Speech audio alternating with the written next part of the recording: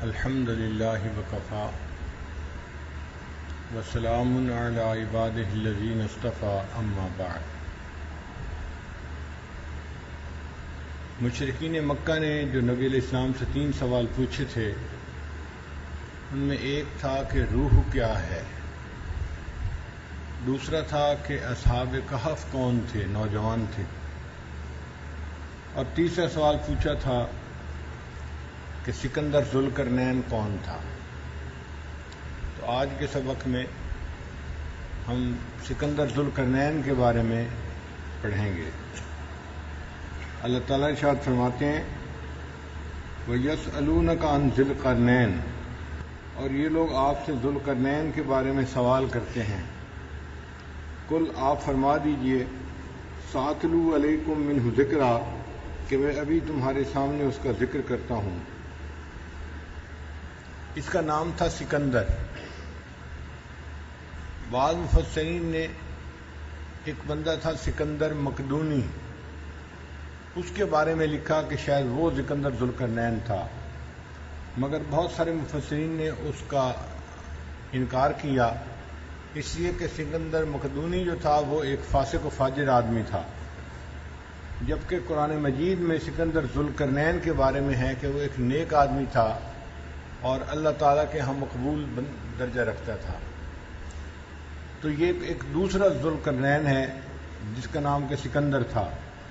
کتابوں میں لکھا ہے کہ یہ ایک بڑھیا کا بیٹا تھا، ایک غریب گھر سے تعلق رکھنے والا تھا، اور یہ کوئی بادشاہ نہیں تھا، بلکہ نیکی کی وجہ سے اللہ نے اس کو دلوں کی بادشاہی عطا فرما دی تھی، اس لیے جہاں بھی ہوتا تھا لوگوں کے دل اس کی طرف کھنچتے تھے اور یہ گویا ان کا بادشاہ سمجھا جاتا تھا، ورنہ کوئی حسب نسب سے بادشاہ نہیں تھا، ایک اللہ کا نیک بندہ تھا۔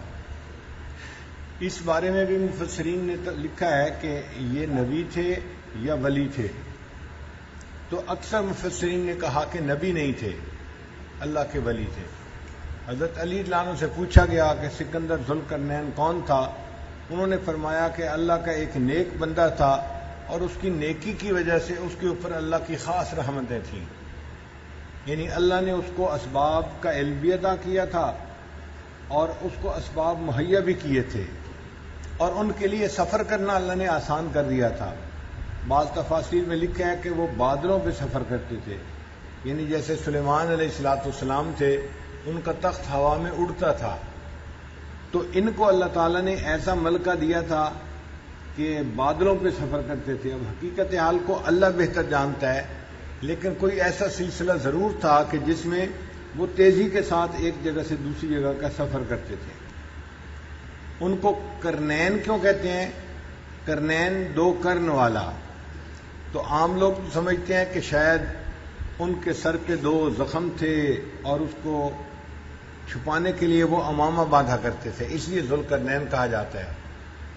بعض مفسرین نے کہا نہیں، کیونکہ انہوں نے مشرق کا سفر کیا آخری اینڈ تک اور مغرب کا سفر کیا آخری اینڈ تک، اور ان کو کرن کہتے ہیں، تو 2 کرن کی وجہ سے اس کو ذوالقرنین کہتے ہیں، یعنی وہ بندہ جس کو اللہ تعالیٰ نے زمین کے دونوں سروں پر جانے کی توفیق عطا فرما دی۔ بعض نے کہا کہ نہیں، اللہ رب العزت نے اس کو گورے اور کالے ہر ایک کے اوپر ایک جیسا جو ہے وہ مقام عطا فرمایا تھا، لہذا ان کو کرنین کہا جاتا ہے۔ بعض مفسرین نے لکھا کہ نہیں، اس کے بالوں کی 2 لٹیں تھیں، جیسے بعض لوگ بالوں میں لٹ بنا لیتے ہیں نا، تو 2 لٹوں کی وجہ سے اس کو ذوالقرنین کہا جاتا تھا۔ بہرحال اس سے تو بحث نہیں ہے کہ وجہ بنیادی کیا تھی، مگر اس کا نام مشہور ذوالقرنین ہی ہو گیا تھا۔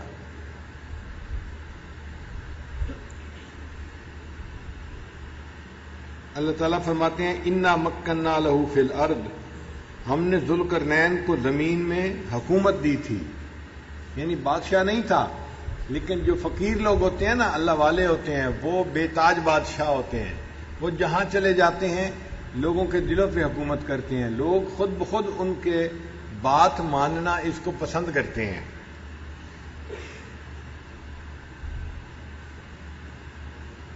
وَآتَيْنَاهُ مِن كُلِّ شَيْءٍ سَبَبًا، اور اسے ہر چیز کا سامان دیا گیا تھا. یعنی اللہ رب العزت نے جو زمین کے وسائل تھے ان کا علم بھی ان کو دیا تھا، اور جب ان کو ضرورت پڑتی تھی تو ہر چیز ان کے لیے مہیا ہو جاتی تھی. فاتبع سببا، پھر وہ ایک راہ پر روانہ ہو گیا. حتیٰ اذا بلغ مغرب الشمس، حتیٰ کہ جب وہ سورج کے چھپنے کی جگہ پر پہنچا. وجدها تغرب فی عین حمیۃ ووجد عندها قوما، تو اس نے سورج کو ایک سیاہ چشمہ میں ڈوبتا ہوا پایا. اصل میں سمندر کے کنارے بندہ کھڑا ہو نا اور دور سے سورج کو ڈوبتا دیکھ رہا ہو تو یوں نظر آتا ہے کہ سمندر کے اندر سورج ڈوب رہا ہے. حالانکہ وہ سمندر کے اندر نہیں ڈوبتا، وہ تو دور ڈوب رہا ہوتا ہے، لیکن دیکھنے والے کو یوں لگتا ہے کہ سمندر کے اندر ڈوب رہا ہے. اس لیے فرمایا کہ جیسے کوئی دلدل والا تھا چشمہ اور اس کے اندر سورج ڈوب رہا تھا. مجھے اپنی زندگی میں ایک ایسی جگہ دیکھنے کا موقع ملا جس کو اینڈ آف دی ورلڈ کہتے ہیں، دنیا کا آخری کنارہ. لوگ لاکھوں روپے لگا کر وہاں جاتے ہیں اس کو دیکھنے کے لیے، اور اللہ نے ہم عاجز مسکینوں کو دین کی نسبت سے وہاں پہنچا دیا. اچھا، وہ ایک ایسی جگہ ہے کہ جہاں پر آگے سمندر ہے. اس کو کیوں دنیا کا کنارہ کہتے ہیں اس کی وجہ بھی سمجھ لیجئے کہ سورج عام طور پہ ایک طرف سے طلوع ہوتا ہے اور ایک طرف غروب ہوتا ہے. وہ ایسی جگہ ہے جہاں پر سال میں ایک دن ایسا آتا ہے کہ سورج غروب ہونے کے لیے آتا ہے اور غروب ہوتے ہوتے پھر طلوع ہونا شروع ہو جاتا ہے، رات نہیں ہوتی وہاں. تو چونکہ اس جگہ پر یہ منظر دیکھا جا سکتا ہے تو دنیا سے لاکھوں بندے اس دن خاص طور پر اس منظر کو دیکھنے کے لیے وہاں پہنچتے ہیں، اور اس جگہ کو دنیا کا آخری کنارہ کہتے ہیں کہ دنیا کا آخری کنارہ ہے جہاں پہ ہم سورج کو غروب ہوتے ہوئے اور طلوع ہوتے ہوئے آنکھوں سے دیکھ سکتے ہیں.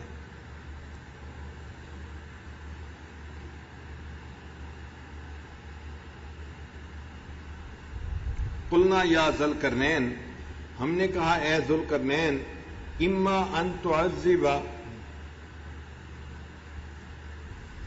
و اما ان تتخذ فیہم حسنا، آپ چاہیں تو ان لوگوں کو سزا دیں اور چاہیں تو ان کے ساتھ خوبی کا معاملہ اختیار کریں. یعنی اللہ رب العزت نے الہام فرما کے اس کو یہ چوائس دیا تھا کہ جو لوگ ہیں وہ ایمان پہ نہیں ہیں، اگر آپ جائیں تو آپ چاہیں تو ان کو قتل کر دیں، اور اگر چاہیں تو ان کے اوپر دین کی دعوت کو پیش کریں، اور جو دین لے آئیں وہ معمون ہو گئے، اور جو دین نہیں لائیں گے پھر چاہیں تو ان کو آپ سزا دیں. تو انہوں نے آگے سے یہ جواب دیا، قال اما من ظلم فسوف نعذبہ، کہ جس نے ظلم کیا تو ہم ان قریب اسے سزا دیں گے.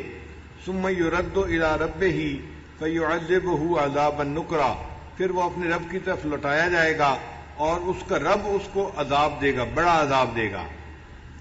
واما من آمن وعمل صالحا، اور جو ایمان لایا اور اس نے نیک اعمال کیے، فلہ جزاء الحسنی، اس کے بدلے میں اس کو بھلائی ملے گی. وسنقول له من امرنا یسرا، اور ہم اس کے بارے میں اپنے کام میں آسانی کی بات کہیں گے. ثم اتبع سببا، پھر وہ ایک اور راہ پر روانہ ہوا. یعنی پہلے وہ مغرب کی طرف گئے اور جہاں سورج غروب ہوتا تھا وہاں پہنچ گئے، اور وہاں ایک قوم کو پایا، اس کو دین کی دعوت دی اور اللہ کی طرف بلایا. پھر دوبارہ سفر شروع کیا تو اللہ نے جہاں سورج طلوع ہوتا ہے ان کو وہاں تک پہنچا دیا. سورج ہمارے اعتبار سے مغرب میں غروب ہوتا ہے اور مشرق سے طلوع ہوتا ہے، یہ ہمارے حساب سے ہے، ہمارا ملک جہاں پہ ہے. ہر جگہ پر ایسا نہیں ہے، چونکہ دنیا کے ملک تو مختلف جگہوں پہ ہیں، تو کئی جگہ سے ہو سکتا ہے کہ سورج ان کے حساب سے مغرب سے جو ہے نا وہ طلوع ہوتا ہو یا مشرق میں غروب ہوتا ہو. یہ تو الگ الگ معاملہ ہے، کوئی قانون نہیں ہے. ہمارے ملک کے حساب سے مشرق سے طلوع ہوتا ہے، مغرب میں غروب ہوتا ہے. مشرق میں کہاں سے طلوع ہوتا ہے؟ مشرق کی سائڈ پہ ملائیشیا، انڈونیشیا ملک ہیں، پھر جزائر ہیں، پھر ان سے آگے اگر جائیں تو آسٹریلیا ہے، پھر آسٹریلیا سے بھی آگے ایک ملک ہے جس کو فجی کہتے ہیں. تو فجی کے اندر وہ سمندر ہے جہاں کھڑے ہو کے دیکھیں تو دنیا میں سب سے پہلے سورج طلوع ہوتا بندے کو نظر آتا ہے. تو سورج طلوع ہوتا ہے مشرق سے، فجی کے ملک سے، اور غروب ہوتا ہے مغرب میں. تو الحمدللہ اللہ تعالیٰ نے مشرق میں فجی تک جانے کی بھی توفیق عطا فرمائی، اور مغرب میں جہاں سورج غروب ہوتا ہے وہاں بھی جانے کی توفیق عطا فرمائی. جب وہ مشرق میں پہنچے، وجدها تطلع على قوم لم نجعل لهم من دونها سترا، انہوں نے وہاں پر ایک قوم کو پایا کہ جن کے اور آفتاب کے درمیان کوئی آڑ نہیں تھی. یعنی سورج جب وہاں طلوع ہوتا تھا تو اس قوم میں اور سورج کے درمیان کوئی آڑ نہیں تھی، سیدھا سورج ان کے اوپر طلوع ہوتا تھا. کذالک وقد احطنا بما لدیہ خبرا، یہ بات یوں ہی ہے اور ہم ان کو سب چیزوں کی خبر ہے، ہمیں ان کی سب چیزوں کی خبر ہے جو اس کے پاس تھیں. یعنی ذوالقرنین کے پاس جو کچھ تھا، سامان سفر یا جو صلاحیتیں دی تھیں، اللہ فرماتے ہیں کہ ہمیں اس کا اچھی طرح پتہ ہے کہ اس کے پاس کیا کچھ تھا.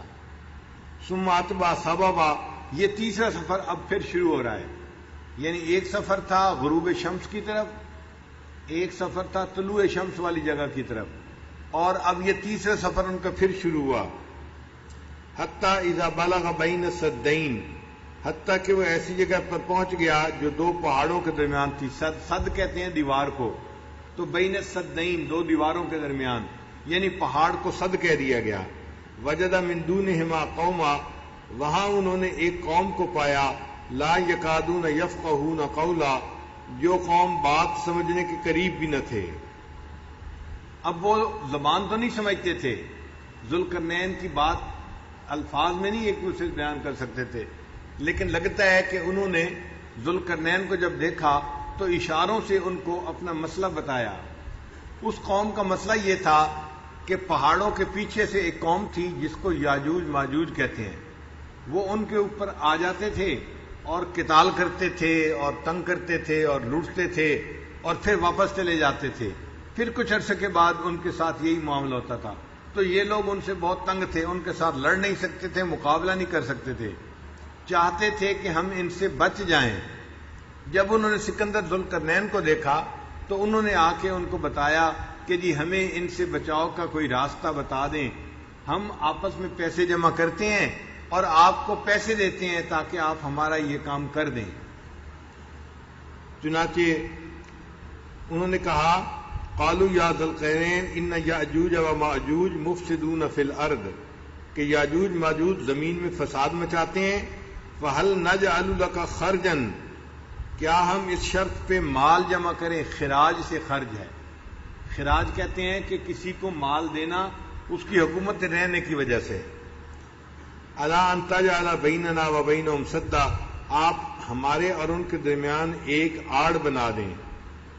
قال ما مکنی فیہ ربی، ذوالقرنین نے جواب دیا کہ میرے رب نے جو کچھ مجھے اختیار اور اقتدار عطا فرمایا ہے، خیر، وہ بہتر ہے. فاعینونی بقوت، سو تم قوت کے ساتھ میری مدد کرو. یعنی مجھے تمہارے مال کی ضرورت نہیں ہے، بلکہ تم بندے جو ہیں نا مل کے اس دیوار کے بنانے میں مجھے ہیلپ کرو. مجھے ہیومن ریسورسز کی ضرورت ہے، بندوں کی ضرورت ہے، اس میں تم میری ہیلپ کرو، مجھے تمہارے مال کی ضرورت نہیں ہے. اجعل بینکم و بینہم ردما، میں تمہارے اور ان کے درمیان ایک موٹی دیوار بنا دوں گا. آتونی زبر الحدید، میرے پاس لوہے کے ٹکڑے لاؤ، یعنی لوہے کی چادریں جیسے ہوتی ہیں نا، ایسے میرے پاس لاؤ. حتیٰ اذا ساوا بین الصدفین، حتیٰ کہ جب دونوں سروں کے درمیان کو برابر کر دیا. قال انفخوا، تو حکم دیا کہ ان کو دھونکو. انہوں نے کیا کیا کہ پتھر کی بھی دیوار بنائی ایک سائڈ پہ، اور اس کے ساتھ لوہے کی دیواروں کو بھی، لوہے کی جو چادریں تھیں نا ان کو بھی کھڑا کرتے گئے. اور جہاں لوہے کی چادروں کا جوڑ آتا تھا وہاں پر انہوں نے لکڑی کوئلے کو بھی رکھ دیا. جب پوری اس طرح دیوار بن گئی، اس کے بعد انہوں نے کہا کہ اس آگ کو جلاؤ. تو وہ جو لکڑیاں تھیں یا کوئلے تھے ان کو جلایا گیا تو وہ اتنے گرم ہو گئے کہ پوری کی پوری جو لوہے کی چادریں تھیں نا وہ بالکل سرخ ہو گئیں گرم ہو کے. اب جب سرخ ہو گئیں گرم ہو کے انہوں نے کہا کہ مجھے اب پگھلا ہوا تانبا دو. چنانچہ پگھلا ہوا تانبا انہوں نے اس وقت انڈیلا تو جہاں جہاں جوڑ تھے وہاں تانبا جا کر بیٹھ گیا اور جو چادریں تھیں وہ آپس میں جڑ گئیں اور پوری لوہے کی ایک دیوار ہی دو پہاڑوں کے درمیان بن گئی. آج کے زمانے میں جو لوگ جانتے ہیں کہ لوہے کو جوڑنے کے لیے ویلڈنگ کا کام ہوتا ہے وہ بھی یہی طریقہ ہے. کیونکہ گیس موجود ہے تو گیس کے سلنڈر ہوتے ہیں اور ان کے آگے آگ لگا دیتے ہیں تو ایک تیز شعلہ بن جاتا ہے. پھر اس شعلے سے لوہے کو گرم کیا جاتا ہے تو لوہے کی چادر سرخ ہو جاتی ہے. پھر ایک ویلڈنگ راڈ کہلاتا ہے وہ تانبا ہی ہوتا ہے. اس تانبے کو پگھلاتے ہیں اور وہ لوہے کو ایک دوسرے کے ساتھ جوڑ دیتا ہے. یعنی آج کے دور میں جو کچھ سائنسی طور پہ کیا جاتا ہے سکندر ذوالقرنین نے اپنے وقت میں موٹے انداز سے وہی کام کیا تھا کہ آگ جلا کے لوہے کو گرم کیا تھا اور پگھلا ہوا تانبا ڈالا تھا تو لوہا آپس میں جڑ کر ایک دیوار بن گیا تھا, مضبوط دیوار بن گیا تھا. حتی اذا جعلہ نارا, حتیٰ کہ جب اس کو انہوں نے آگ بنا دیا, قال آتونی افرغ علیہ قطرہ, انہوں نے فرمایا کہ میرے پاس پگھلا ہوا تانبا لاؤ تاکہ میں اس پر ڈال دوں. فمستطاعوا ان یظہروہ وما استطاعوا لہ نقبا, سو وہ لوگ نہ چڑھ سکے اس کے اوپر نہ اس میں سوراخ کر سکے. اب جب یہ دیوار بن گئی تو جو یاجوج ماجوج تھے ان کے لیے اس دیوار کو توڑنا مشکل بن گیا. اس لیے اگر صرف پتھر کی ہوتی تو توڑ کے شگاف بنا لیتے, مگر وہ تو آگے سے لوہا بھی تھا, موٹی چادر تھی. اب لوہے کی چادر کو توڑنا تو ان کے بس میں نہیں تھا, لہذا وہ جہاں بند تھے وہیں پہاڑوں کے درمیان بند رہ گئے اور وہ ان لوگوں کے اوپر آ کر حملہ نہیں کر سکتے تھے. جب ایسا ہو گیا تو سکندر ذوالقرنین نے کہا ھذا رحمت من ربی, یہ میرے رب کی طرف سے ایک رحمت ہے. فاذا جاء وعد ربی, جب میرے رب کا وعدہ آ جائے گا, جعلہ دکا, تو اللہ تعالیٰ اس دیوار کو ٹکڑے ٹکڑے کر دیں گے, چورا چورا ہو جائے گا. یعنی جب اللہ کا امر ہوگا تو یہ لوہے کی دیوار ٹوٹ جائے گی.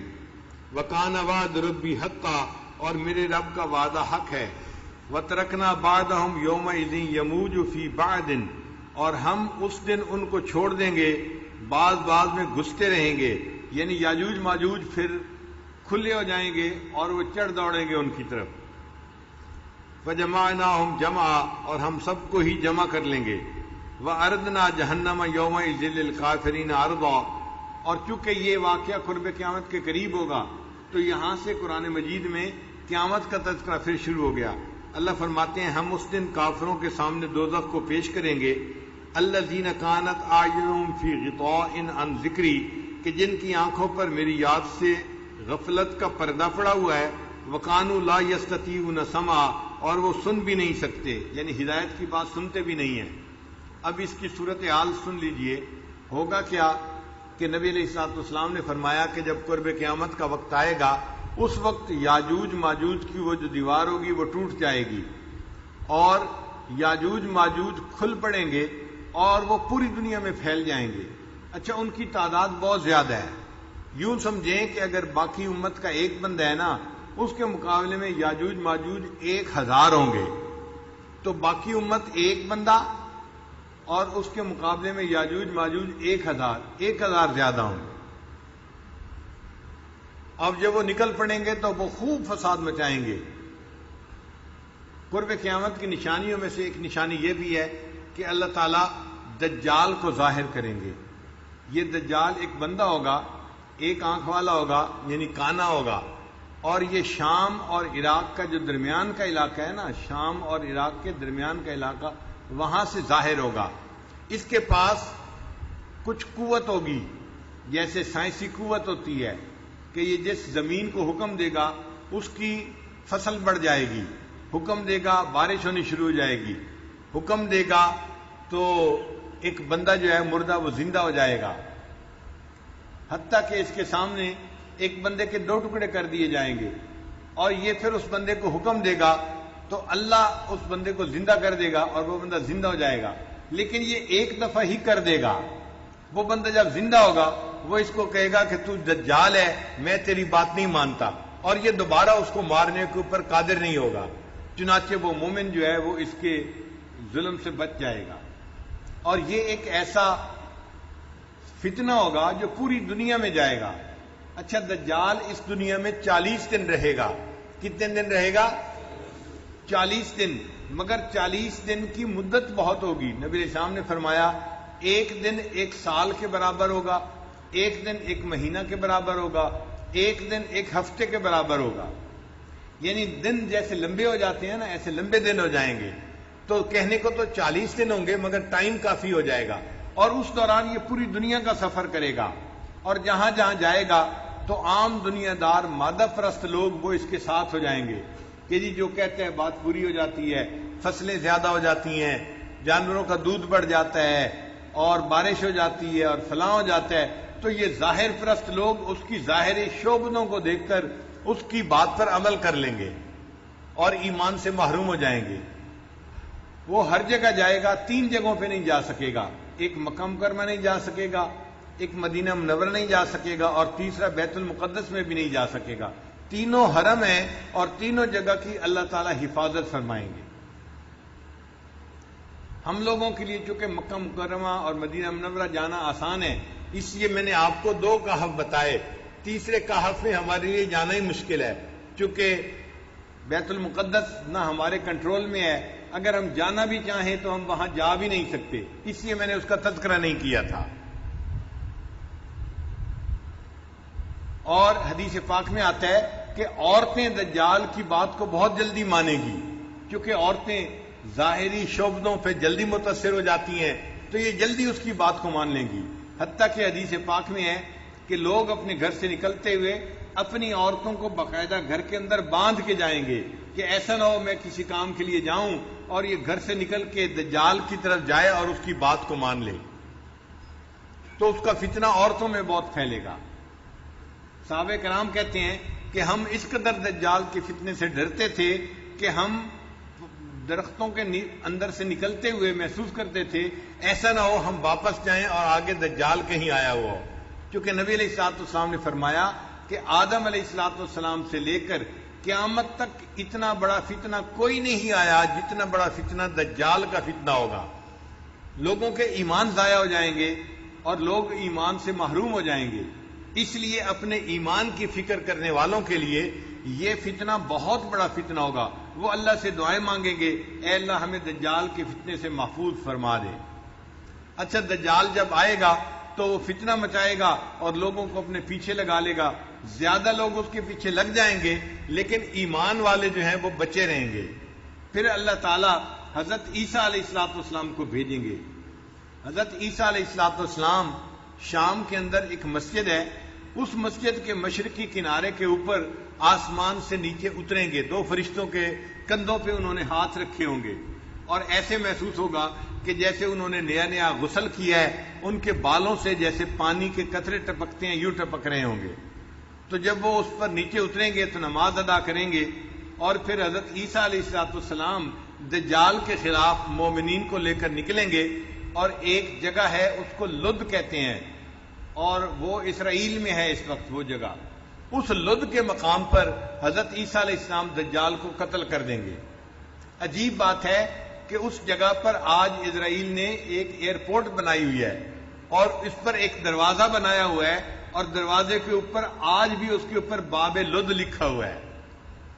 یعنی جو 1400 سال پہلے حدیث میں نبی علیہ السلام نے فرمایا، آج ہم اپنی آنکھوں سے اس کو اپنی آنکھوں سے سچا ساتھ دیکھ رہے ہیں۔ وہاں پر حضرت عیسیٰ علیہ السلام دجال کو قتل کریں گے، پھر حضرت عیسیٰ علیہ السلام زندگی گزاریں گے، ایمان والے ان کا ساتھ دیں گے، اور امام مہدی بھی ان کے ساتھ ہوں گے، اور امام مہدی کے جو آوان ہوں گے، جو مددگار ہوں گے، یہ وہ لوگ ہوں گے جو اصحاب الکہف ہوں گے، اپنے دور کے کہف کے اندر زندگی گزارنے والے ہوں گے۔ اور آپ کو عرض کیا کہ 5 کہف ہیں جن میں انسان اپنے ایمان کو بچانے کے لیے زندگی گزار سکتا ہے۔ پھر ایک وقت آئے گا حضرت عیسیٰ علیہ السلام ان ایمان والوں کے ساتھ ہوں گے، تو ادھر وہ جو دیوار بنی ہوئی تھی نا، جو سکندر ذوالقرنین نے بنائی تھی، وہ دیوار ٹوٹ جائے گی، اور وہاں جو پہاڑوں کے اندر گھرے ہوئے یاجوج ماجوج ہوں گے یہ نکل پڑیں گے. یہ یاجوج ماجوج کون ہوں گے؟ یہ اولاد آدم میں سے ہی ہوں گے. مفسرین نے لکھا ہے کہ حضرت نوح علیہ السلام کے 3 بیٹے تھے. ایک کا نام تھا سام، ایک کا نام تھا حام، اور تیسرے کا نام تھا یافس. یہ 3 تھے. تو سام کی اولاد، یہ جتنے مغربی ملکوں کے لوگ نظر آتے ہیں نا، گورے جن کو ہم کہتے ہیں، یہ سب اس کی اولاد میں سے ہیں. اور حام کی اولاد میں سے حبشہ کے لوگ ہیں، یعنی جتنے کالے ہیں نا حبشی، افریقہ کے رہنے والے، یہ حام کی اولاد میں سے ہیں. اور جو یاجوج ماجوج ہیں یہ یافس کی اولاد میں سے ہوں گے. اور ان کے اولاد میں سے ترک لوگ بھی ہیں. ترک لوگ جو ہیں نا وہ پورے گورے بھی نہیں کہلاتے اور پورے کالے بھی نہیں، بلکہ درمیانی ان کا معاملہ ہے. لہذا کتابوں میں لکھا ہے کہ یاجوج ماجوج کے بہت سارے قبیلے تھے. ان میں سے ایک قبیلہ جو تھا وہ دیوار کے اس طرف رہ گیا، اور یہ لوگ جو ہیں وہ ترک ہیں، اور جو باقی ہیں وہ دوسری طرف رہ گئے. مگر جب دیوار ٹوٹے گی تو وہ سب وہاں سے نکل پڑیں گے اور پوری دنیا کے اندر پھیل جائیں گے. اور چونکہ ان کی تعداد بہت زیادہ ہوگی، اس لیے جہاں بھی جائیں گے، جیسے چیونٹیاں ہوتی ہیں نا جگہ کو بھر دیتی ہیں، یہ بھی جہاں جائیں گے جگہ کو بھر دیں گے. حتیٰ کہ کئی جگہوں پر جا کر یہ دریاؤں کا پانی ہی پی جائیں گے اور دریاؤں کا پانی ختم ہو جائے گا. ان کا ایک لشکر کثیرہ بحیرہ مردار کی طرف ہوگا اور پیچھے والا ابھی چل رہا ہوگا. اتنے زیادہ ہوں گے. اور جب پیچھے والے آئیں گے وہ اس جگہ کو دیکھ کر کہیں گے ہاں اس دریا میں کبھی تو پانی ہوا کرتا تھا، حالانکہ وہ پانی اسی لشکر کے پہلے حصے نے ختم کیا ہوگا. اور ان کو جو چیز ملے گی وہ کھا جائیں گے، یعنی سانپ بچھو بھی کھائیں گے اور درندے اور باقی جانور ان کو بھی کھا جائیں گے. خیر کھانے والے لوگ تو آج بھی آپ چائنا میں جائیں تو سب کچھ کھانے والے آپ کو مل جائیں گے. ہمارے ایک ساتھی ہیں وہ چائنا گئے پہلی مرتبہ، کہنے لگے کہ مجھے بھوک لگی، تو میں نے کہا کہ چلو کچھ کھانا کھاتے ہیں. تو میں ایک ریسٹورنٹ پہ گیا، مجھے ریسٹورنٹ کا راستہ نہیں آتا تھا. کہنے لگے کہ زبان بھی نہیں آتی تھی. اب جب زبان بھی نہیں آتی تھی تو میں ریسٹورنٹ کیسے پہنچوں؟ تو میں نے ایک چائنیز کو نا بلا کے اشارہ کیا پیٹ کی طرف کہ بھئی مجھے بھوک لگی ہوئی ہے. کہتے ہیں کہ وہ مجھے کہنے لگا آؤ میرے ساتھ آؤ. میں اس کے ساتھ گیا تو وہ مجھے بیت الخلاء لے کے گیا. میں کہہ رہا تھا کہ مجھے بھوک لگی ہے اور وہ سمجھا کہ شاید اس کو پیٹ میں تکلیف ہو رہی ہے، یہ فراغت حاصل کرنا چاہتا ہے. کہتے ہیں کہ وہ مجھے بیت الخلاء لے کے چلا گیا. وہاں جا کے پھر میں نے منہ کی طرف اشارہ کیا کہ بھئی مجھے کچھ کھانا ہے، مجھے ایسی جگہ لے کے جاؤ. پھر وہ مجھے ریسٹورنٹ پہ لے کے گیا. کہنے لگے وہاں ریسٹورنٹ پہ میں نے دیکھا کہ چوہے بھی پکے ہوئے ہیں اور پتہ نہیں مچھلیاں بھی، اور ہر چیز وہاں پر، سانپ بھی جو ہے نا انہوں نے بنائے ہوئے تھے. اور ان کا بہترین کھانا جو ہوتا ہے وہ بندر کا دماغ ہوتا ہے. وہ بندر کا دماغ بڑی اچھی ڈش کہلاتی ہے ان کے نزدیک، اور یہ بھی کھاتے ہیں. کہتے ہیں کہ میں نے پھر ایک جگہ دیکھا تو مجھے یوں لگا کہ بکرے کا گوشت پڑا ہوا ہے. تو میں نے کہا کہ اچھا میں یہ کھا لیتا ہوں. تو میں نے چائنیز سے پوچھا کہ بھئی یہ کس کا گوشت ہے؟ میرا خیال تھا کہ یہ بتائے گا کہ یہ بکرے کا گوشت ہے. کہنے لگا جب میں نے اس کو پوچھا تو آگے سے وہ کہنے لگا وہ پتہ چلا یہ کتے کا گوشت تھا جو اس نے پکایا ہوا تھا. تو ایسی بھی قوم ہے جو کتے کا گوشت بھی کھاتی ہے، جو چوہے بھی کھاتی ہے، سانپ بھی کھاتی ہے، بندر بھی کھاتی ہے. تو ایسے گوشت کھانے والے قومیں تو آج بھی دنیا میں موجود ہیں. اور یاجوج ماجوج تو ہر چیز کو کھا جائیں گے، لکھا ہوا ہے مفسرین نے. خیر جب وہ کھائیں گے تو حضرت عیسیٰ علیہ السلام ایمان والوں کے ساتھ ہوں گے اور وہ تھوڑے ہوں گے. یاجوج ماجوج کا مقابلہ کرنا ممکن نہیں ہوگا. تو ان کو الہام ہوگا کہ ایمان والوں کو لے کر آپ کو حتور پر چلے جائیے. تو وہ سارے ایمان والوں کو لے کر اس وقت کو حتور کے اوپر چلے جائیں گے اور وہاں پر محصور ہو جائیں گے. جیسے بندہ کسی جگہ جا کے بند ہو جاتا ہے نا، ایسے بند ہو جائیں گے. ارد گرد کی تمام زمین کے اوپر یاجوج ماجوج کا جو ہے وہ دورہ ہوگا، ان کی حکومت ہوگی، لیکن وہ ایمان والوں کو نقصان نہیں پہنچا سکیں گے.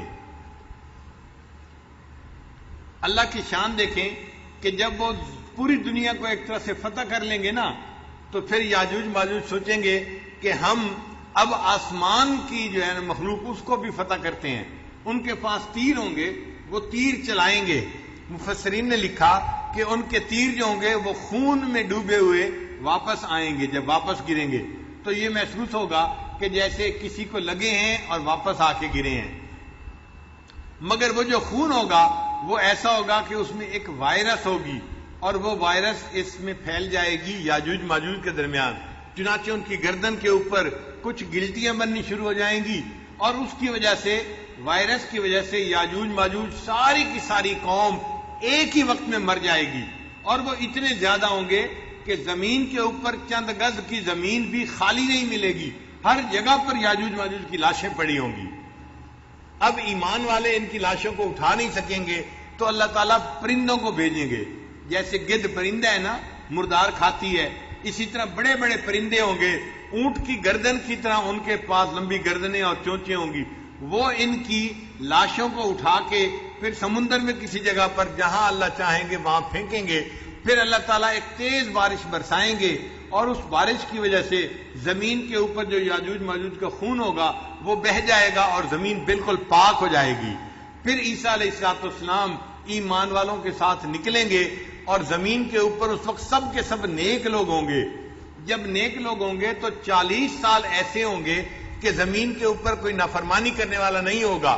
پھر اللہ تعالیٰ برکتوں کے دروازے کھول دیں گے. اتنی برکتیں ہوں گی, ایک گائے کا دودھ پورے خاندان کے لیے کافی ہو جائے گا. ایک گائے کا دودھ پورے کے پورے خاندان کے لیے کافی ہو جائے گا. گندم بہت زیادہ ہوگی, فصلوں میں برکت ہوگی, حتیٰ کہ ایک انار پورے گھر کے افراد مل کر مشکل سے کھا سکیں گے. ایک انار اتنا بڑا ہوگا کہ اس کو مشکل سے گھر والے لوگ سب مل کے کھا سکیں گے. تو برکتیں ہوگی, چونکہ اللہ کی نافرمانی دنیا میں نہیں ہوگی. یہ عیسیٰ علیہ السلام کے زمانے میں ایسا وقت آئے گا.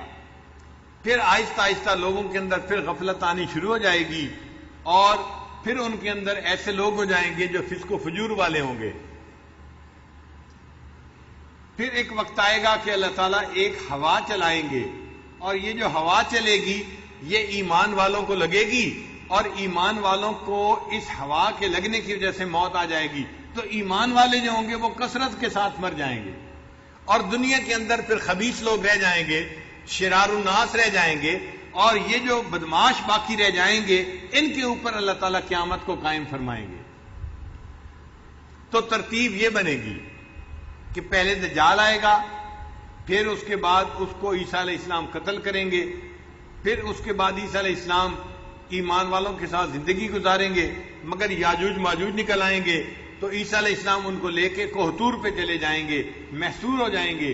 پھر اللہ تعالیٰ یاجوج ماجوج کو ختم کر دے گا ایک وائرس کے ذریعے سے اور ان کی لاشوں کو صاف کر دیا جائے گا. پھر اس کے بعد ایمان والے رہ جائیں گے اور ایمان والوں کی وجہ سے اس زمین کے اوپر پھر برکتوں کے دروازے کھل جائیں گے.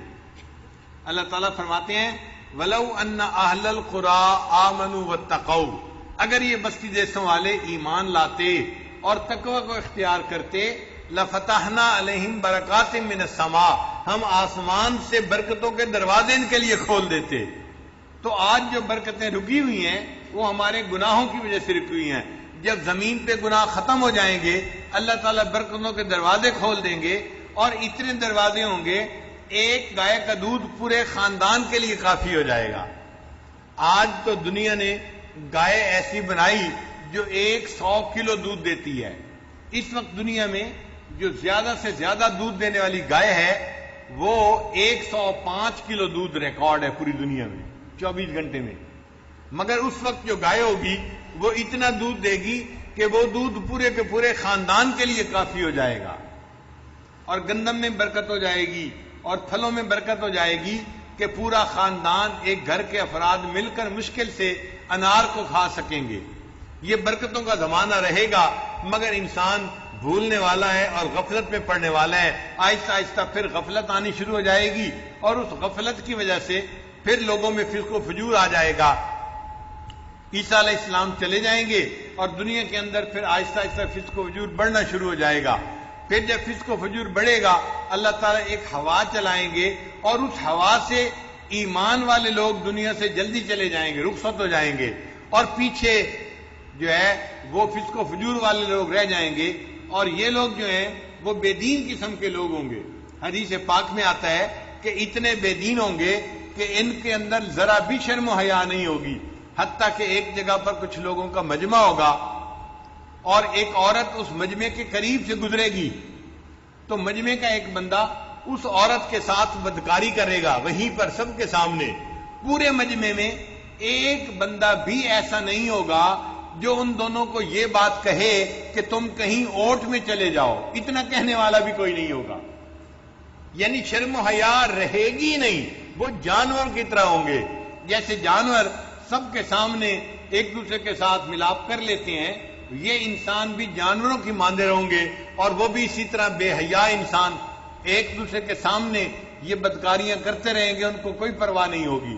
پھر ان بدکاروں کے اوپر اللہ تعالیٰ کی قیامت کو قائم فرمائیں گے اور قیامت آ جائے گی۔ اس لیے حدیث پاک میں فرمایا کہ قیامت شرار الناس کے اوپر قائم ہوگی۔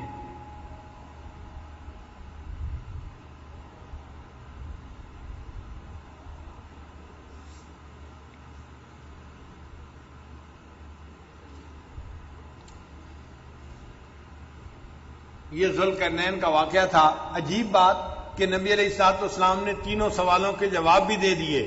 نہ مشرکین مکہ ایمان لے آئے، نہ یہودی ایمان لے آئے، ایمان لانے کی توفیق نہیں ملی ان کو، کیونکہ جو سوال کرنے والے ہوتے ہیں نا وہ سوال ہی کرتے ہیں، ان کا ماننے کا ارادہ نہیں ہوتا، اللہ ان کو ہدایت نہیں دیتے۔ تو ان کو جواب مل بھی گئے کہ بھئی سچے رسول نے جواب دے دیے، مگر وہ لوگ پھر ایمان نہیں لے کے آئے۔ تو یہاں پر ذوالقرنین کا واقعہ مکمل ہوا۔ اب ہم طالب علم ہونے کے ناطے اپنے سبق کا ذرا تکرار کر لیتے ہیں۔ سورہ کہف کے اندر کتنے واقعات ہیں؟ 5 واقعات ہیں۔ ان میں مرکزی واقعہ کون سا ہے؟ حضرت آدم علیہ السلام کا واقعہ ہے، جس میں شیطان کا بھی تذکرہ کیا گیا کہ کس طرح اس نے دھوکہ دیا اور ان کو جنت سے نکلوایا اس نے، اور شیطان اللہ تعالیٰ کا دشمن بن گیا، اور اللہ تعالیٰ نے ایمان والوں کو نصیحت کی کہ تم شیطان کو اپنا دشمن سمجھو اور شیطان کی پیروی مت کرو۔ یہ مرکزی واقعہ ہے۔ اس واقعے کا نچوڑ کیا ہے؟ اس کا نچوڑ یہ ہے کہ انسان کو سمجھانا تھا کہ یہ دنیا تمہارا وطن اقامت ہے، وطن اصلی نہیں ہے۔ ہمارا وطن اصلی کون سا ہے؟ جنت ہے۔ ہم جنت کے باسی ہیں، وہاں کے رہنے والے ہیں۔ ہم بعض لوگوں سے ملتے ہیں، وہ کہتے ہیں جی ہم کشمیر کے رہنے والے ہیں، اور خوش ہوتے ہیں بتا کے، چونکہ کشمیر خوبصورت بہت ہے۔ تو جس طرح کشمیر کے رہنے والوں کو خوشی ہوتی ہے کہ وہ خوبصورت علاقہ ہے، ہم میں بھی خوشی ہونی چاہیے، ہم جنت کے رہنے والے ہیں۔ اللہ تعالیٰ نے آزمائش کی خاطر ہمیں دنیا میں بھیج دیا۔ جب ہم یہاں پر نیکی کی زندگی گزاریں گے، اللہ تعالیٰ ہمیں واپس دوبارہ اپنے گھر جنت عطا فرمائیں گے۔ وَذَلِكَ جَزَاءُ مَن تَزَكَّىٰ، اور یہ بدلہ ہے اس بندے کا جو تزکیہ والی زندگی گزارے گا کہ اللہ تعالیٰ اس کو جنت عطا فرمائیں گے۔ اس لیے جنت کو مومن کی میراث کہا گیا ہے۔ تِلْكَ الْجَنَّةُ الَّتِي نُورِثُ مِنْ عِبَادِنَا مَنْ كَانَ تَقِيًّا، جو متقی بندہ ہوگا جنت اس کی میراث ہوگی، جنت اس کی ملکیت نہیں ہوگی، میراث ہوگی۔ یہ میراث کا لفظ کیوں کہا؟ کہ میراث ہوتی ہے جو ماں باپ سے ملتا ہے، اس کو میراث کہتے ہیں۔ اور جنت چونکہ آدم علیہ السلام کی ہے اور وہ ہمارے والد ہیں اور ہم ان کی اولاد ہیں اور ہمیں ان کی وجہ سے یہ جنت ملے گی، تو ہم جنت کے وارث بنیں گے۔ یہ میراث ہے ہماری، اللہ نے ہمارے ہی لیے بنائی ہے، اور ہم نے ہی رمضان الشریف میں عبادت کرنی ہے، اللہ سے مانگنا ہے تاکہ اللہ تعالیٰ ہمیں ہمارے اصلی گھر واپس پہنچا دے۔ تو اس واقعے کا بنیادی مقصد یہ ہے کہ لوگوں دنیا سے دل مت لگاؤ، یہ دنیا کی جو زیب و زینت ہے یہ تو بالکل عارضی چیز ہے، فانی چیز ہے۔ اسی لیے قرآن مجید میں سورہ کہف میں دنیا کی زندگی کو پانی سے تشبیہ دی ہے کہ جیسے پانی برستا ہے تو پانی کے ساتھ یہ زندگی ہے، پانی میں بھی سیلانیت ہوتی ہے، ایک جگہ نہیں ٹھہرتا۔ یہ دنیا کی زندگی بھی ایسی ہے، حالات ایک جگہ نہیں رہتے، عدلتے بدلتے رہتے ہیں، آج ایک حال ہے، کل دوسرا ہے، پرسوں تیسرا ہے، حالات بدلتے ہیں۔ یہ دنیا کسی کے پاس ہمیشہ نہیں رہتی، بندے کو یہاں سے بالآخر جانا پڑنا ہے۔ اس لیے دنیا سے دل مت لگاؤ، بلکہ اپنے اصلی گھر کو اور اصلی منزل کو تم یاد رکھو، اور اس سبق کو یاد دلانا آج کے دور میں زیادہ ضروری ہے، کیونکہ سہولتیں عام ہو گئی ہیں۔ جو گھر آج ہیں ایسے گھر تو پہلے زمانے میں بادشاہوں کو بھی حاصل نہیں تھے. ان کے بھی محل بے شک بنتے تھے، لیکن ان کے محل میں ٹھنڈی ہوائیں نہیں ہوتی تھیں.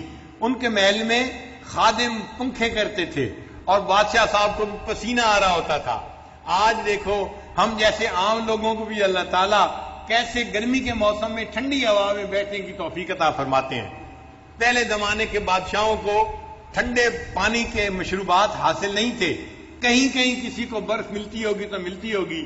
اور آج آپ دیکھیں افطاری کے وقت میں ہر بندے کے ہاتھ میں ٹھنڈا یخ پانی کا شربت پانی ہوتا ہے، یہ شربت کا گلاس ہوتا ہے، اور ہم اللہ کے فضل سے اپنے روزے کو ان مشروبات سے افطار کر رہے ہوتے ہیں. پہلے زمانے کے بادشاہ سفر کرتے تھے تو گھوڑے پر اور اونٹوں پر سفر کرتے تھے. ایک دن میں 20-25 کلومیٹر کا سفر ہوتا تھا. اور آج کے دور میں ایک عام بندہ بھی حج یا عمرے پہ جاتا ہے تو ماشاءاللہ ایئرپورٹ بھی ایئر کنڈیشن ہے، بس بھی ایئر کنڈیشن ہے، جس جہاز پہ جا کے بیٹھے ہیں وہ جہاز بھی ایئر کنڈیشن ہے، اور 4 گھنٹے میں وہ ایک ملک سے دوسرے ملک کا سفر کر لیتا ہے. حالانکہ پہلے مہینوں لگتے تھے سفر کو کرنے میں. تو جو سہولیات آج کے دور میں ایک عام آدمی کو ہیں، یہ پہلے دور میں بادشاہوں کو بھی حاصل نہیں ہوتی تھی. جیسے یہ کپڑے واش اینڈ ویئر آج ہمیں حاصل ہیں، پہلے وقت کے بادشاہوں کو حاصل نہیں تھے. تو آج اللہ کی نعمتیں بہت عام ہیں، اور ان نعمتوں کی وجہ سے آج کے انسان کا دل دنیا کے اندر رچ بس گیا ہے، لگ گیا ہے. اس کا مرنے کو دل نہیں چاہتا. خاص طور پر جس کے پاس مال ہے، جس کی فیکٹری چلتی ہے، جس کا کاروبار چلتا ہے، اور اس کو کھانے پینے کی ہر نعمت ملتی ہے، اس کا تو بالکل مرنے کو دل نہیں چاہتا.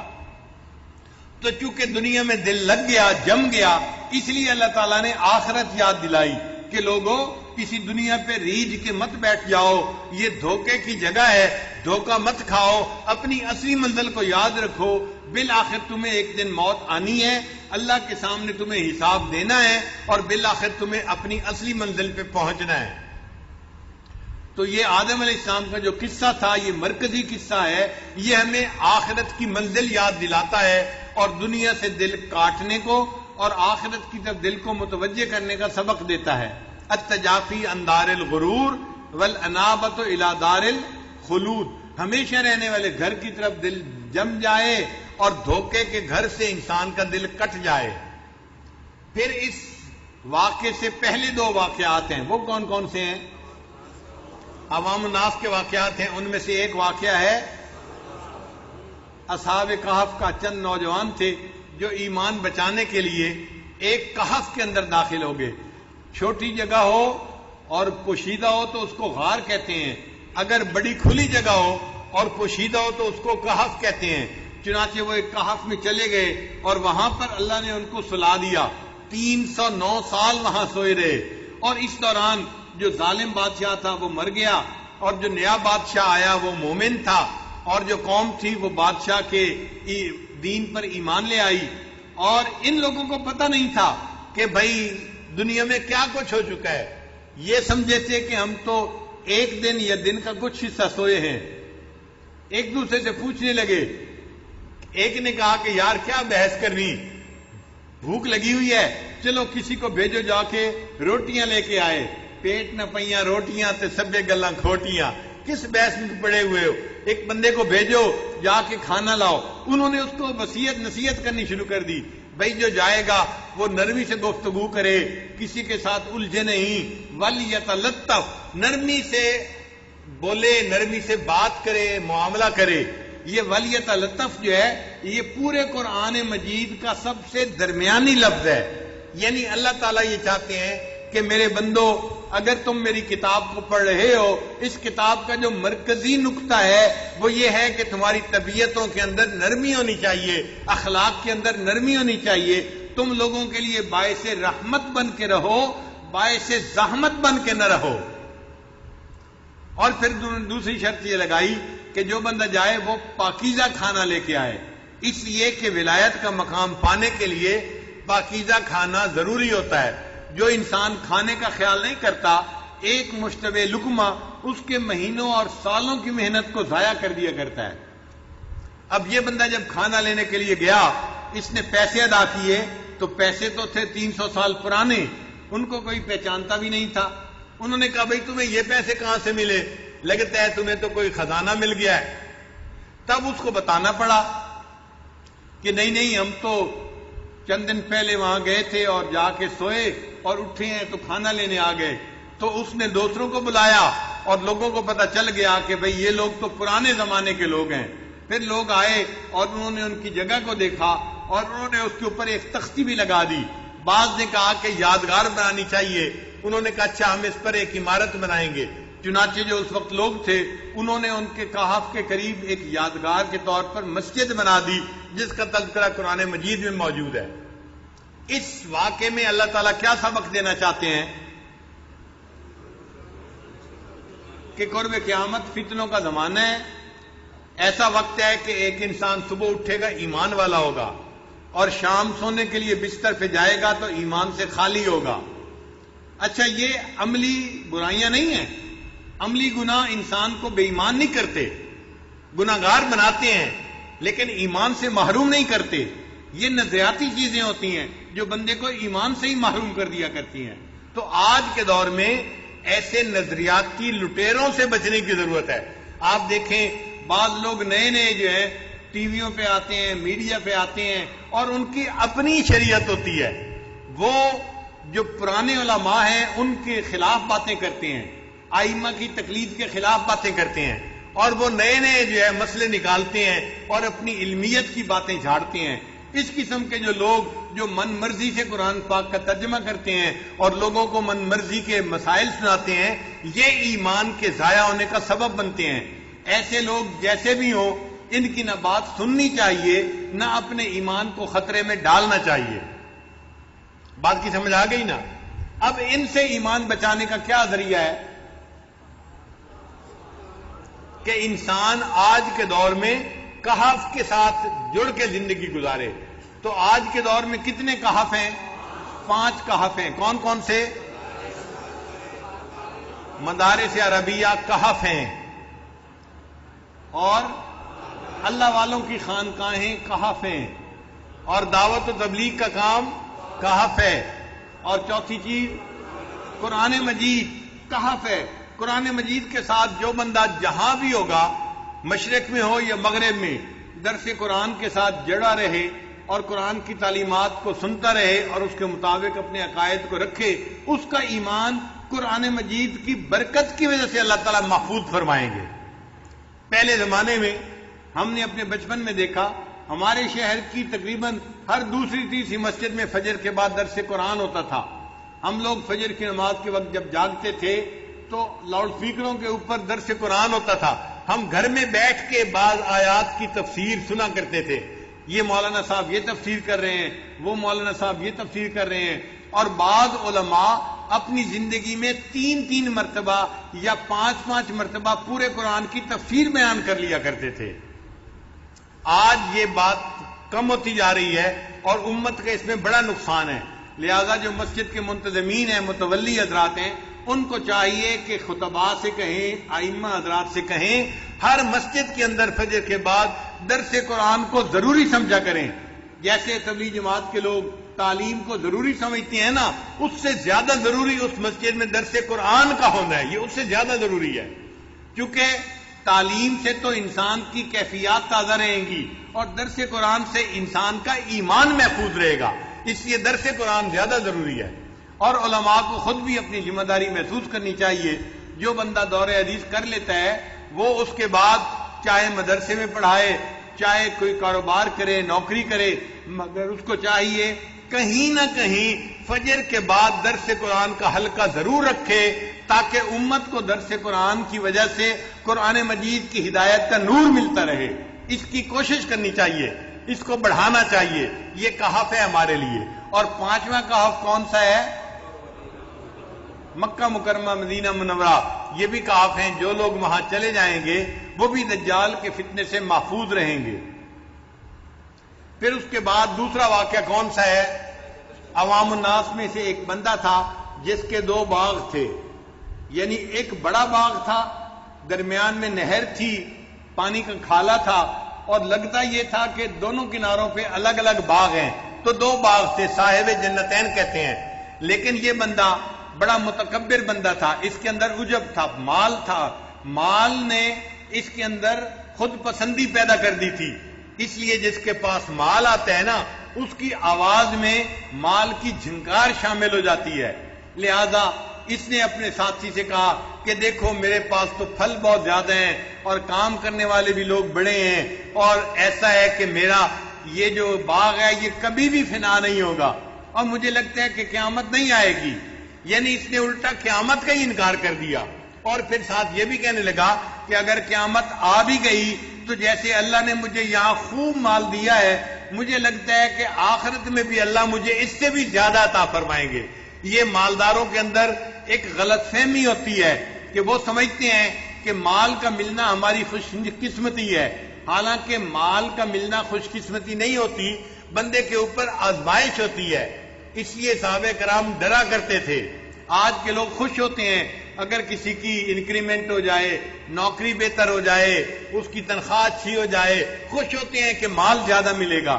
بھئی مال اچھی چیز ہے، لیکن اگر ضروریات کے مطابق ہو اور دین پہ خرچ ہونے والا ہو پھر اچھی چیز ہے، اور اگر یہ خواہشات پہ خرچ ہونے والا ہو تو مال انسان کے لیے وبال بن جاتا ہے.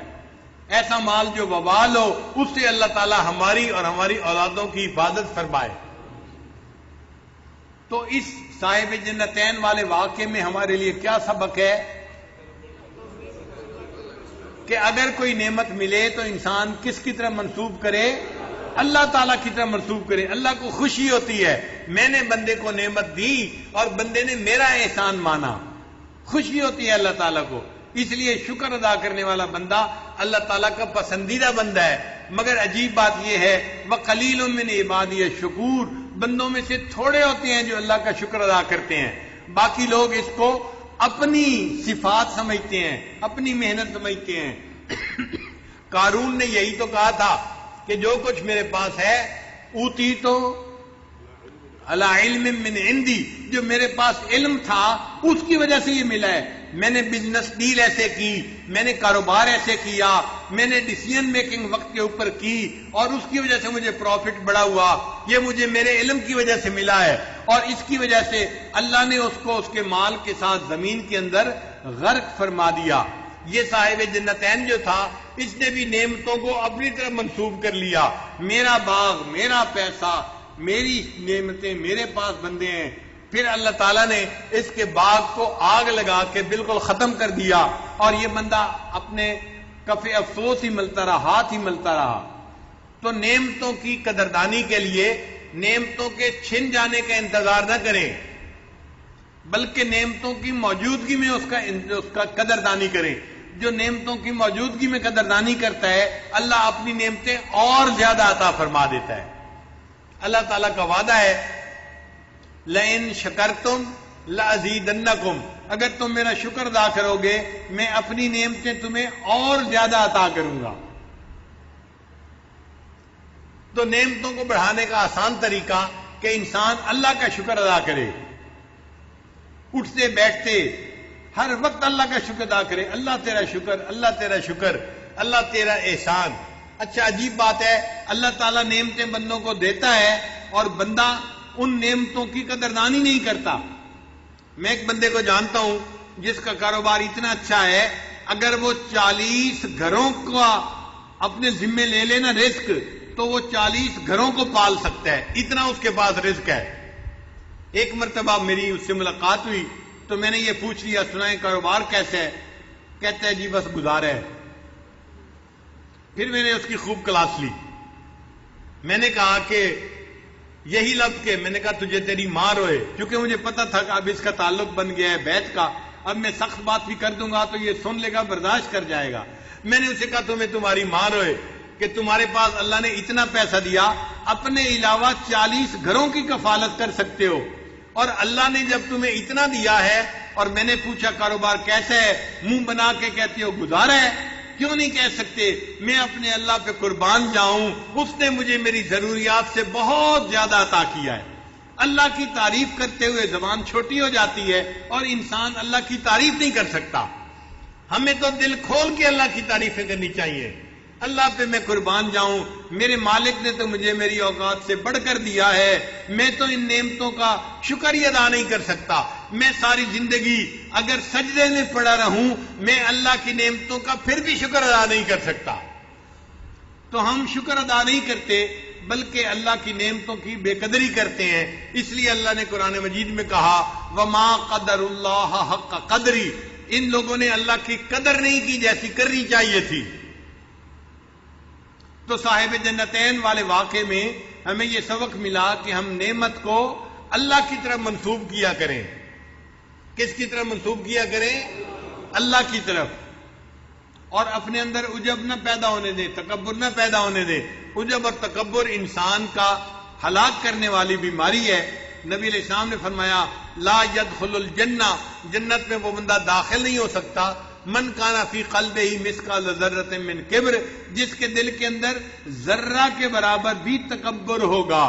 یعنی ایک ذرہ کے برابر تکبر کتنا چھوٹا سا ہے، اگر یہ بھی ہوگا تو ایسا بندہ جنت میں نہیں جا سکے گا۔ تو اللہ تعالیٰ سے پناہ مانگیے، ہم نے اگر زندگی میں کبھی کوئی بڑا بول بولا ہو یا اپنے آپ کو ہم نے پسند کی نظر سے دیکھا ہو، اللہ ہمارے ان گناہوں کو بھی معاف فرما دے اور اللہ ہمیں عاجزی کی زندگی گزارنے کی توفیق عطا فرمائے۔ جو چوتھا واقعہ ہے وہ کون سا ہے؟ حضرت موسیٰ علیہ السلام کا واقعہ۔ اس واقعے سے ہمیں کیا سبق ملتا ہے کہ انسان کا علم جتنا بھی بڑھ جائے، انسان حقائق جو چیزوں کے ہیں ان کا کبھی بھی احاطہ نہیں کر سکتا۔ وَفَوْقَ كُلِّ ذِي عِلْمٍ عَلِيمٍ، ہر علم والے کے اوپر اور علم والا بھی ہوتا ہے۔ تو کبھی بھی انسان اپنے علم پہ ناز نہ کرے بلکہ ہمیشہ جو علم ملا ہے اس کو اللہ کا احسان مانے۔ اس لیے ہمارے اکابرین جو تھے وہ کسی بات پر ذرا سا بھی کوئی مسئلہ ہوتا تھا فوراً کہہ دیتے تھے لا ادری، مجھے نہیں پتا، مجھے نہیں پتا، مجھے نہیں پتا۔ اور آج پتہ کچھ بھی نہیں ہوتا اور ہم مفتی بن کے ہر بات میں فتویٰ دے رہے ہوتے ہیں۔ مردوں کی تو بات مردوں تک ہے، گھر کی عورت سے بات پوچھ لو، وہ بیچاری بھی مفتیہ بنی ہوئی ہوتی ہے، مگر وہ فتوے سے مفتیہ نہیں بنتی، وہ مفت سے مفتیہ بنتی ہے۔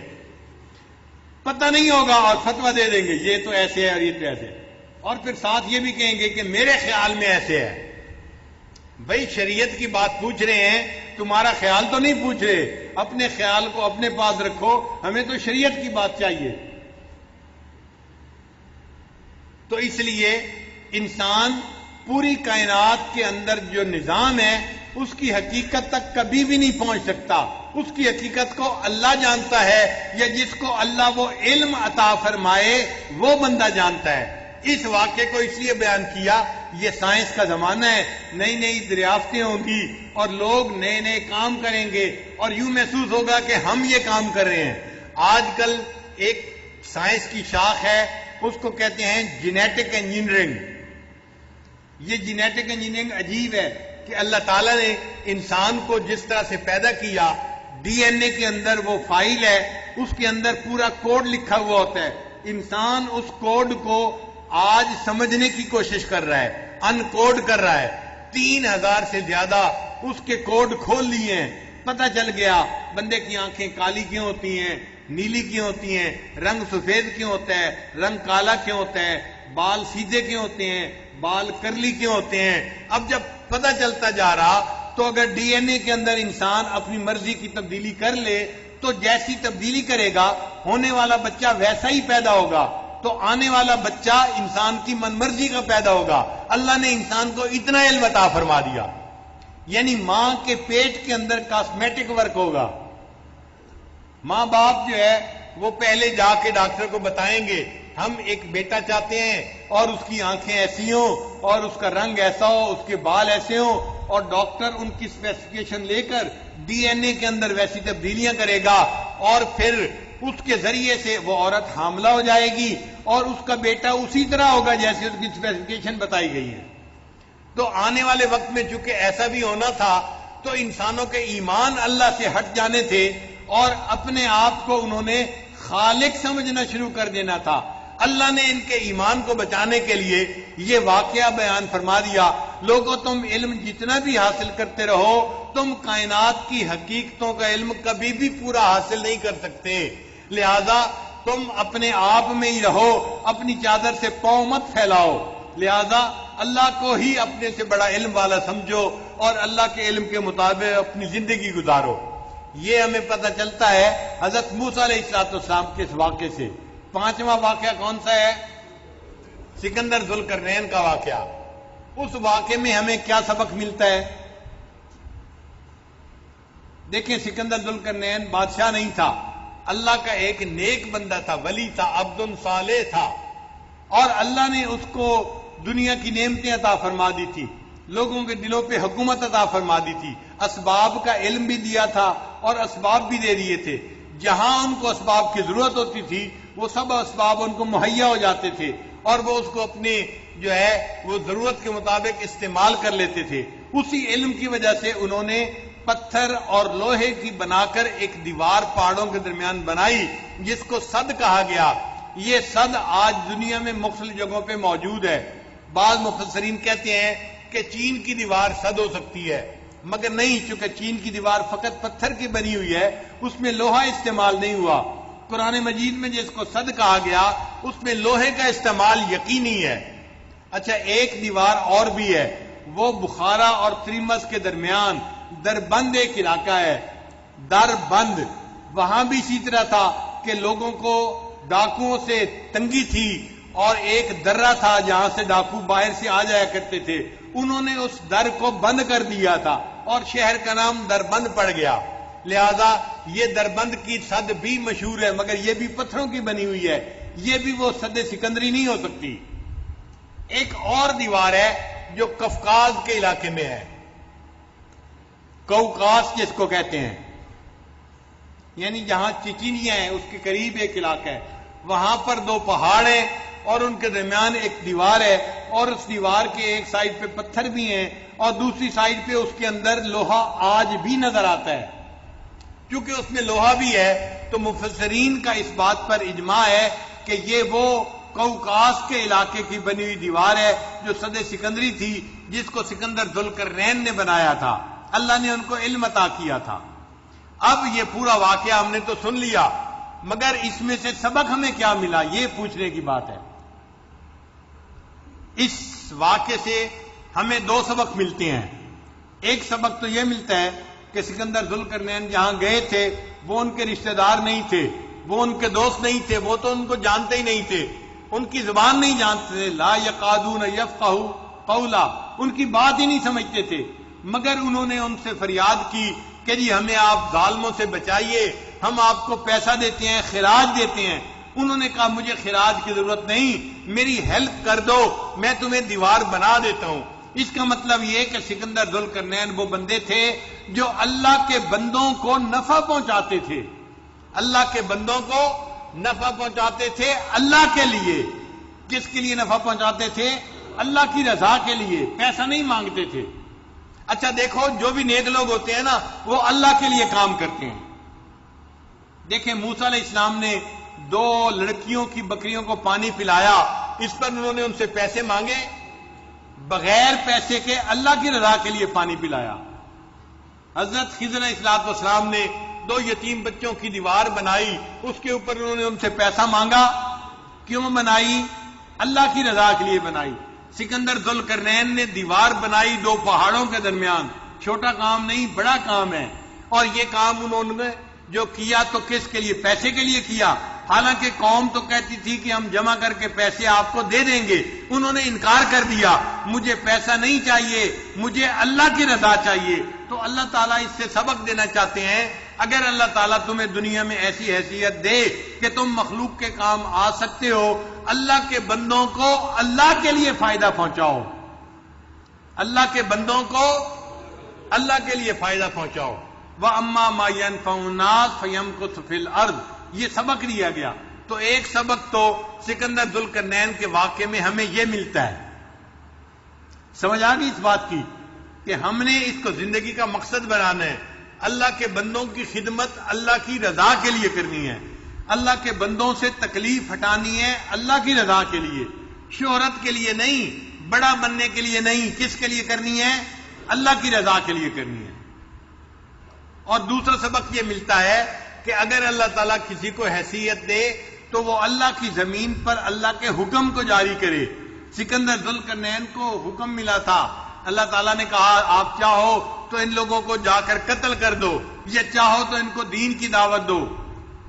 تو انہوں نے کہا تھا میں ان کو دین کی دعوت دوں گا، جو نیک بنے گا اس کو دنیا میں بھی اجر ملے گا، آخرت میں بھی اجر ملے گا۔ تو گویا انہوں نے اللہ کی زمین پر اللہ کے قانون کو نافذ کرنے کو پسند فرمایا تھا۔ ہمیں یہ سبق بھی اس جو ہے واقعے سے ملا کہ اللہ کی زمین پہ اللہ کے حکم کو نافذ کر رہے ہیں۔ آج دنیا میں زندگی گزارنے کے مختلف طریقے ہیں، کہیں پر کمیونزم ہے، کہیں سوشلزم ہے، کہیں جمہوریت ہے۔ ہمارے ملک میں بھی جمہوری نظام ہے، چونکہ ملک کا نظام ہے لہذا ہم بھی اس نظام کی تائید کرتے ہیں، ہم مخالف نہیں ہیں۔ بات سمجھ گئے نا؟ ہم اس نظام کے مخالف نہیں ہیں، چونکہ ملکی نظام ہے اور حکومت اس کے اوپر چل رہی ہے، ہم ملک میں امن چاہتے ہیں، لہذا ہم بھی جمہوری نظام کے مطابق زندگی گزارتے ہیں۔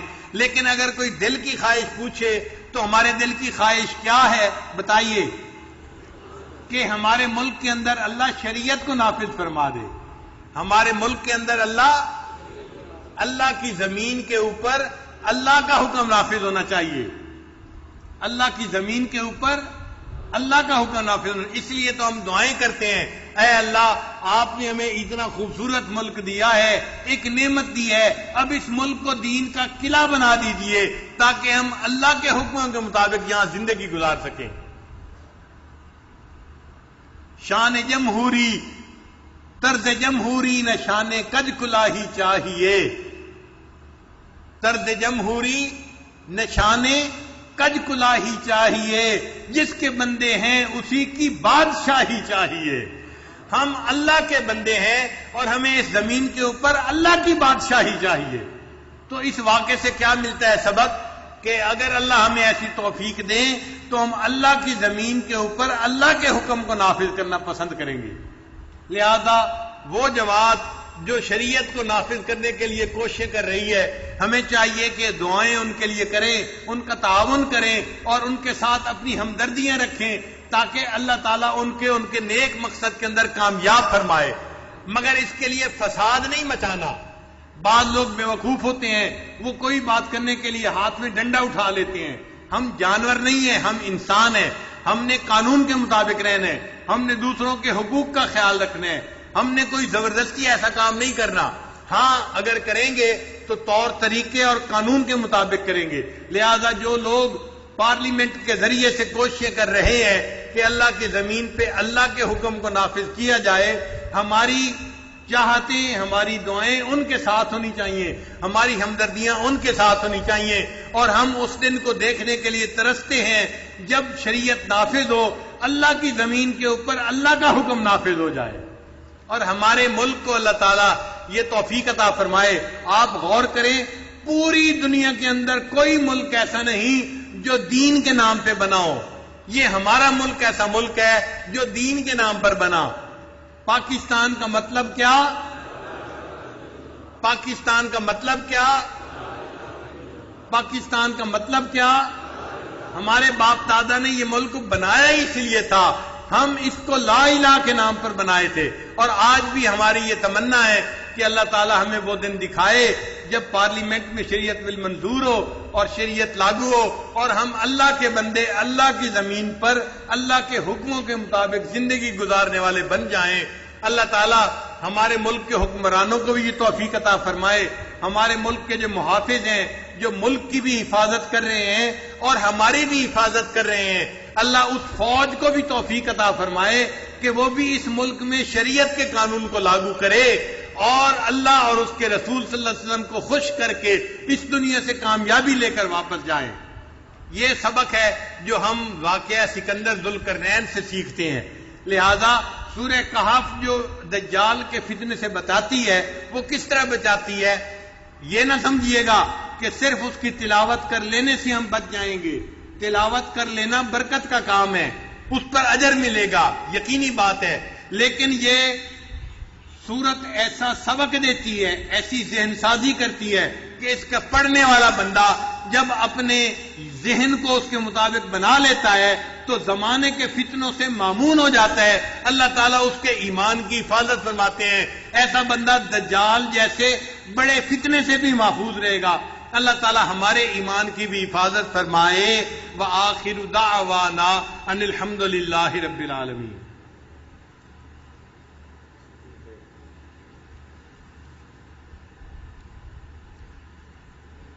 بار بار یہ پیغام آ رہا ہے، قریب بھی ایسے لوگ ہیں مجمع میں اور دور بھی ایسے لوگ ہیں جو چاہتے ہیں کہ رمضان مبارک کے اوقات میں ہم بار بار توبہ کے کلمات پڑھیں.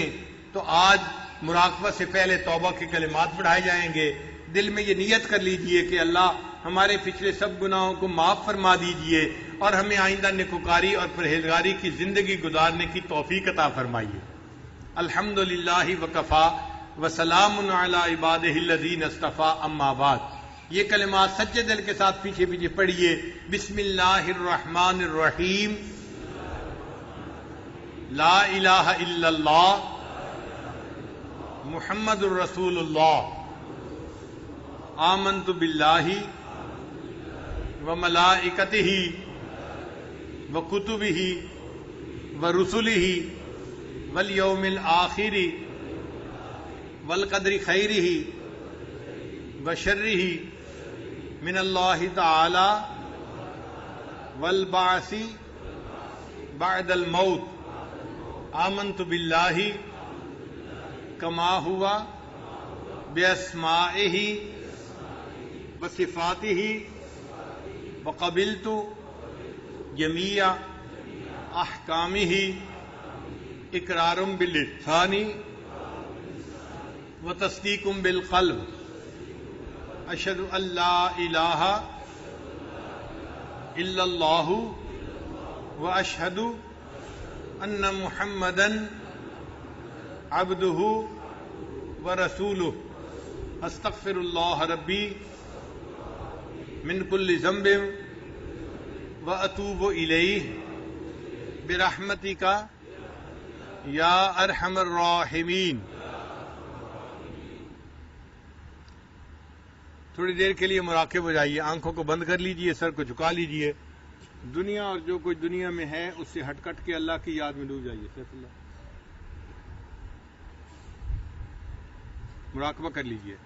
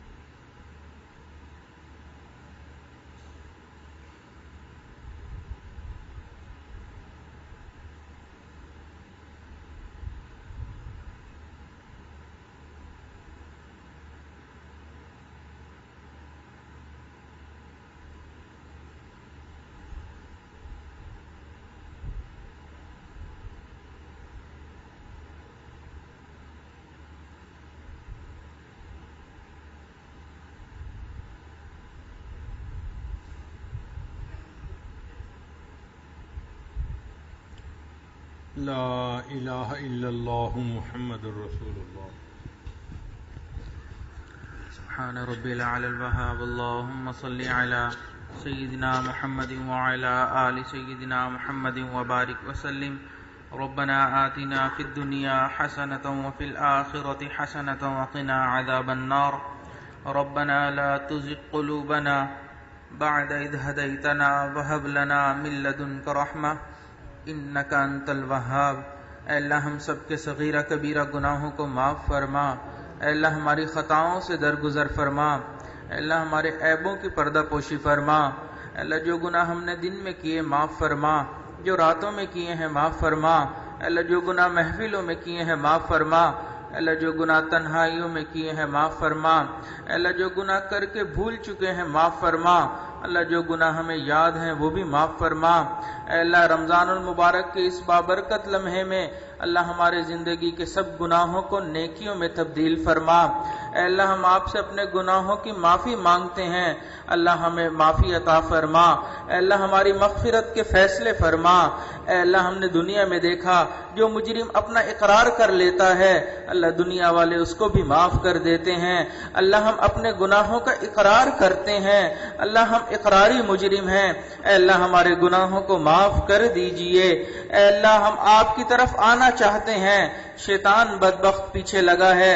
اللہ نفس امارہ بن چکا ہے. اللہ ایک قدم آپ کی طرف بڑھاتے ہیں, کئی قدم پیچھے جا گرتے ہیں. اللہ ہمارا تو آپ کی طرف آنا مشکل ہے, لیکن آپ کا ہمیں اپنی طرف بلا لینا آسان ہے. اللہ ہمیں اپنی طرف بلا لیجئے, مولا اپنا بنا لیجئے. اے اللہ ہمیں اپنے محبین بندوں میں شامل فرما لیجئے. اے اللہ ہمیں اپنے عاشقین بندوں میں شامل فرما لیجئے. اے اللہ ہم نے دنیا میں دیکھا بچہ جب ماں باپ سے مانگتا ہے ماں باپ اس کی چھوٹی چھوٹی خواہشوں کو پورا کر کے خوش ہو جاتے ہیں. اللہ ہماری بھی ایک خواہش ہے کہ آپ ہمیں اپنی رضا عطا فرما دیجئے.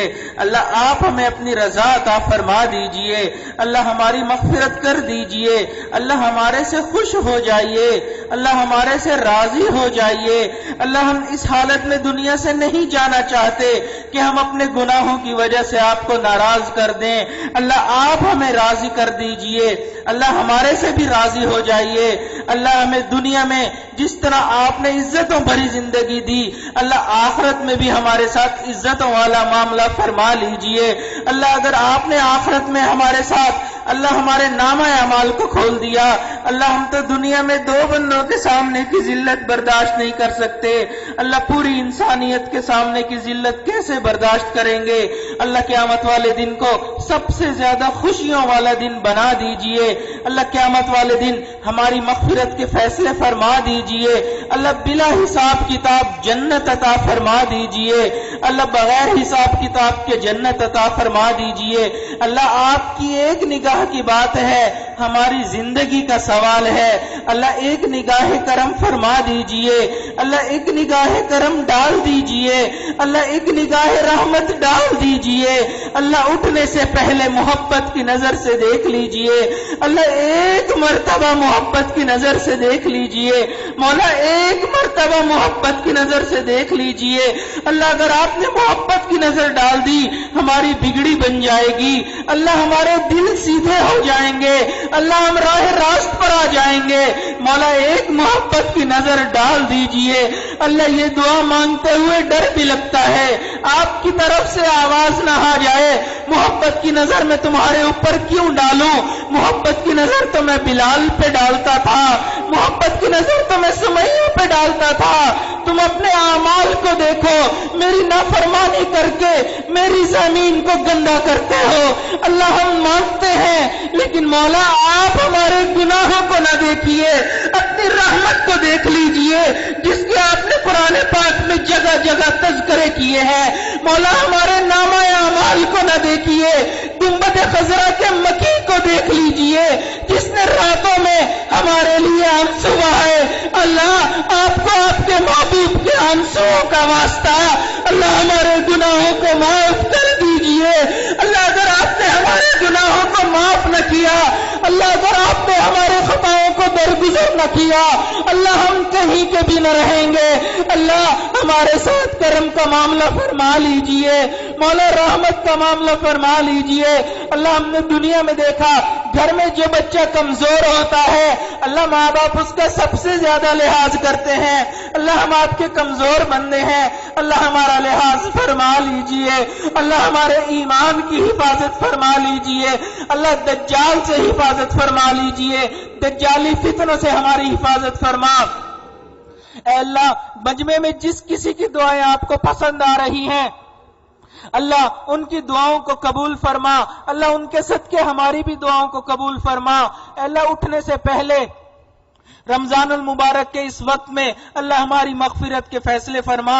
اللہ جو مانگنا چاہیے تھا نہیں مانگ سکے آپ جانتے ہیں، اللہ ہمیں وہ بھی عطا فرما۔ اے اللہ جو ہماری نیک تمنائیں ہیں اللہ ان کو بھی قبول فرما۔ اے اللہ ہمارے حضرت کی زندگی میں برکتیں عطا فرما، صحت میں برکت عطا فرما۔ اے اللہ ان کو لمبی صحت والی برکت والی زندگی عطا فرما۔ اللہ حاسدین کے حسد سے محفوظ فرما، برا چاہنے والوں کی برائی سے محفوظ فرما۔ اے اللہ ان کے حق میں ہماری جو دلی نیک تمنائیں ہیں اللہ اپنی رحمت سے ان کو قبول فرما۔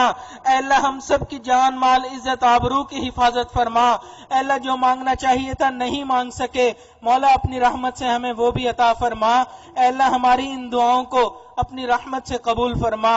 وصلی اللہ تعالی علی خیر خلقہ سیدنا محمد وعلی آلہ واصحابہ اجمعین برحمتک یا ارحم الراحمین۔